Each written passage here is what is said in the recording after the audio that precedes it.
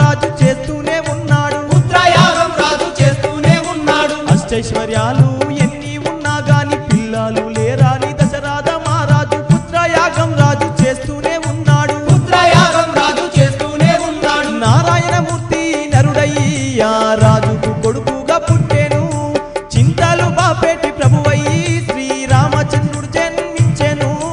జగదేక వీరుడా అంజన్న ఈ జగములేలే స్వామి నీవన్నా. ఈరోజు చాలా విశేషమైనటువంటి రోజు.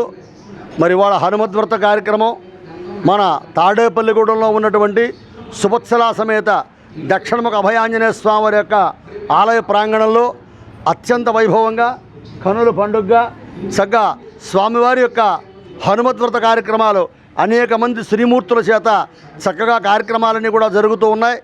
అంతేకాకుండా సాయంత్రం 4 గంటలకు ప్రారంభం చేసి ఆంజనేయ స్వామి వారికి మూల మంత్రం అప్పాలతో హోమం, అంతేకాకుండా మరి శ్రీరామ మూలమంత్రం, మరి సువత్సల మూలమంత్రం, మరి సీతాదేవి యొక్క మూలమంత్రాల చేత ఆ గాయత్రుల చేత చక్కగా సాయంకాలం సమయంలో హోమాది కార్యక్రమాలు, అనంతరం సాయంత్రం సీతారామచంద్ర స్వామి వారి యొక్క శాంతి కళ్యాణ మహోత్సవ కార్యక్రమం అత్యంత వైభవంగా కన్నుల పండుగగా జరుగుతుంది కార్యక్రమం.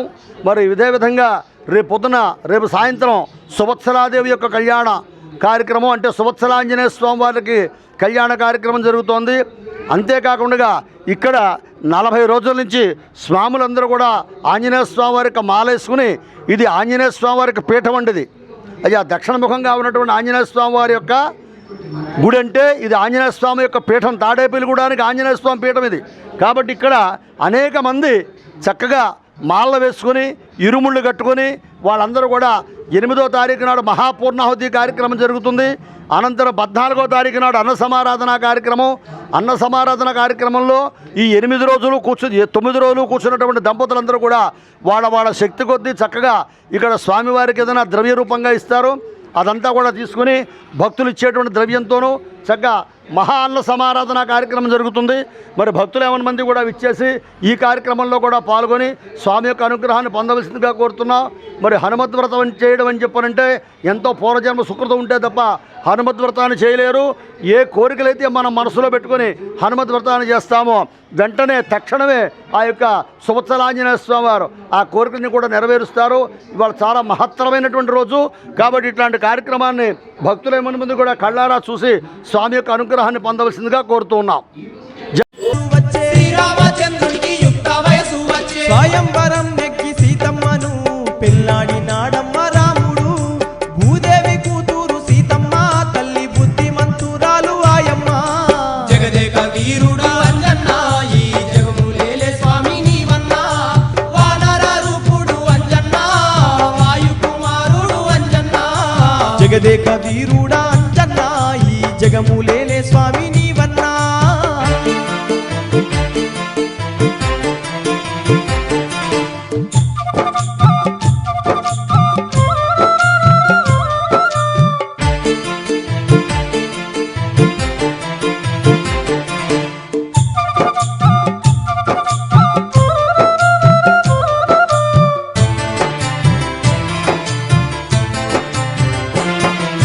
ఒకనాడు దశరథుడు శ్రీరామచంద్రునికి పట్టాభిషేకం చెయ్యాలే అన్నాడు. మాటిని కైకమ్మ కన్నెర్ర చేసింది, మాటిని కైకమ్మ కన్నెర్ర చేసింది. ఒకనాడు దశరథుడు శ్రీరామచంద్రునికి పట్టాభిషేకం చెయ్యాలే అన్నాడు. మాటిని కైకమ్మ కన్నెర్ర చేసింది, మాటిని కైకమ్మ కన్నెర్ర చేసింది. దశరథ రాజుతో కైకమ్మ ఏమంట ఉన్నది ఓయమ్మ, రాముడు అరణ్యవాస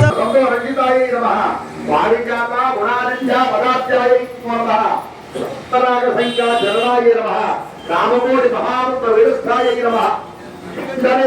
చంద్రికాయ సజాన మహావాణి విరాజితాయ భక్త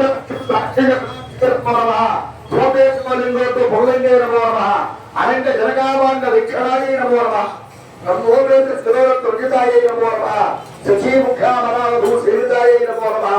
లీలాగృత బ్రహ్మాండ మండలాయ నమో నమః. అమృతాది మహావిష్ణు సమృతాయ నమో నమః. ఏకనామాత్ర సామ్రాజ్య మాట ఇచ్చిన దశరథ మహారాజు గుండె పగిలి ఏడ్చి రామునితో అన్నాడు. అప్పుడు రాముడు ఏమంట ఉన్నాడు, అప్పుడు రాముడు ఏమంట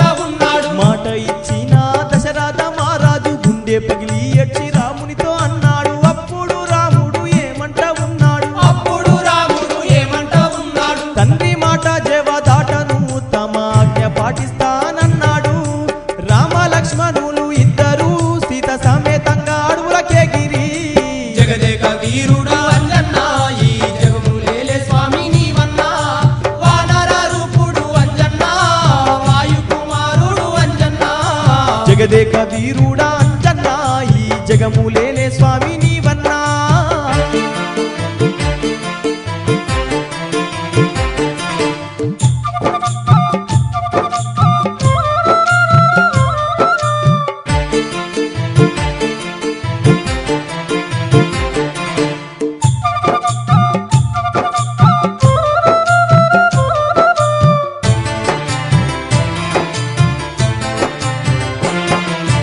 అడవిలో సీతమ్మ మాయాలేడిని చూసి లేడి కావాలని రాముణ్ణి కోరింది లేడికై రాముడు పరుగు తీసినాడు లేడికై రాముడు పరుగు తీసినాడు అడవిలో సీతమ్మ మాయాలేడిని చూసి లేడి కావాలని రాముణ్ణి కోరింది లేడికై రాముడు పరుగు తీసినాడు లేడికై రాముడు పరుగు తీసినాడు రాముడు బాణంతో కొట్టగా లేడి లక్ష్మణ